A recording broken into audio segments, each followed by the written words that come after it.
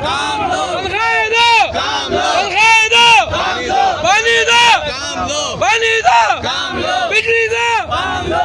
आज मोरखा 30/9/24 बरोज सोमवार कराची डिवीजन में जुनेद अवान की क़यादत में रेलवे मुलाजमीन ने तनख्वाहों की अदम अदायगी और रेलवे कॉलोनियों में गैर एलानिया लोड शेडिंग के खिलाफ शदीद एहतजाज किया। इस मौका पर चेयरमैन रेलवे महजर अली शाह और GM रेलवे आमिर बलोच व दिगर अफसरान को बगैर इंस्पेक्शन के वापस जाना पड़ा।